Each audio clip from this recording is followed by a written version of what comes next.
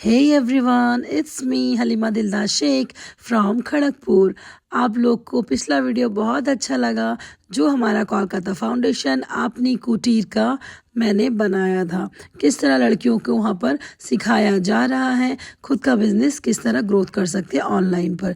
इस तरह हर महीने 2 या 3 टॉपिक पर सिखाया जाता है, अर्निंग के बारे में, समझदारी के बारे में और स्किल्स के बारे में। उसके अलावा तो यहाँ पे बहुत सारा कोर्स हो ही रहा है। महीने में ये 2-3 अलग से होता है जिस पे हम लोग नॉलेज डेवलप कर सकते हैं। तो इस बार हो रहा था फास्ट एड बॉक्स का नॉलेज, किस तरह आप फास्ट एड बॉक्स अपने घर पे बना सकते हैं। जब मुसीबत अचानक से कुछ हो जाए तो उसको डॉक्टर या हॉस्पिटल लेकर जाने के पहले किस तरह हैंडल कर सकते हैं। ये हमारी नर्स हम लोग को सब कुछ समझा रही हैं। आई होप आप लोग को भी अच्छा लगेगा। चलिए इस ब्लॉग में बने रहते हैं। लगा के आई थी आज বিভিন্ন রকম কোম্পানি আছে আপাতত স্টেফির আছে যা যেটা ভালো লাগে ইউজ করে যাই আর আপাতত কিছু নেই সিজার ম্যান্ডেটরি রাখতে পারো ঠিক আছে কোনো ব্যাপার না। এবার আমি বলি হ্যাঁ তোমরা কি নোট ডাউন করবে তাহলে আমি একবার রিপিট করে দেবো লিখবে কেউ লিখবে নিয়েছে ছাড়ো সবাই ভিডিও বানাচ্ছে তো এবার আমি আগে বলে তখন ডক্টর বলে দিল যে অনেকটা ব্লাড লস হয়েছে তার জন্য আমাদেরকে ব্লাড দিতে হবে, আরেকটা সমস্যায় পড়া গেল তাই তো। কিন্তু আমরা যদি সেক্ষেত্রে ফার্স্ট এড বক্স ইউজ করে নিই তাহলে কিন্তু এই ঝামেলা থেকে মুক্ত আমরা আগে থেকে হয়ে যাবো। আমরা যদি আগে থেকে ফার্স্ট এড বক্স ইউজ করি সেই হাতটা দিয়ে যদি আমরা এর হাতের উপরে নিই, ওটা তো একটা স্কিন, ভিতরে স্কিন, তখন আরো স্যাভলন থাকে ঠিক আছে। তো আমরা যদি ডেটল বা স্যাভলন ইউজ করি সেক্ষেত্রে আমাদেরকে জল দিয়ে হাত ধুতে হবে ঠিক আছে। জলে একটু ডেটল দেওয়ার পরে ওই জলটা দিয়ে আমাদেরকে হাত ধুতে হবে। তো সেক্ষেত্রে আমি বিকল্প ইউজ করতে পারি স্যানিটাইজার।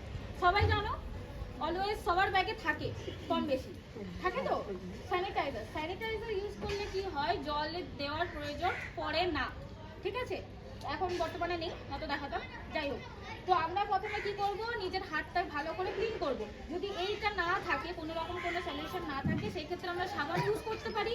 সাবান দিয়ে ভালো করে হাতটা ক্লিন করে নিলাম। ক্লিন করার পর যেটা হবে, ফাতেমা জিনিস দাও। তো আমরা যেটা করব, হাত আমাদের ক্লিন, সাপোজ এখন ধরে নাও আমাদের হাত ক্লিন ঠিক আছে। তারপরে আমরা কি করব, আমাদের যদি কোনো কাটা জায়গায় ডেটল লাগাই কিছু প্রবলেম হবে না, এটা দিয়েও করতে পারি। কিন্তু তার থেকে ভালো বিটাডিন ঠিক আছে। বিটাডিন বলতে দেখেছো লাল কালারের যে সলিউশন অনেকের মাথায় হাতে লাগানো থাকে, এই বিটাডিন বলা হয় থাকে ঠিক আছে। তো আমরা প্রথমে যেটা করব, সাপোজ এখানে কেটে গেছে, আমরা কটন নেব। ছোট কাটার ক্ষেত্রে আমি বলছি, তারপর বড়টা দেখাবো। এই নিলাম কটন।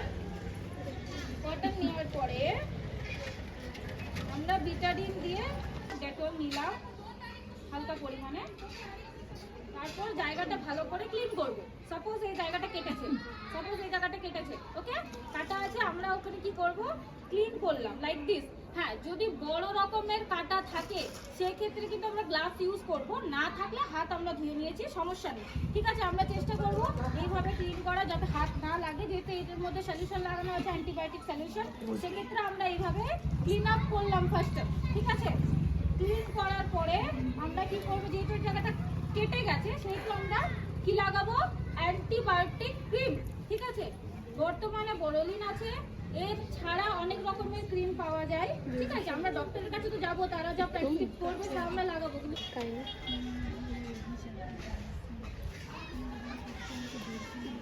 Like this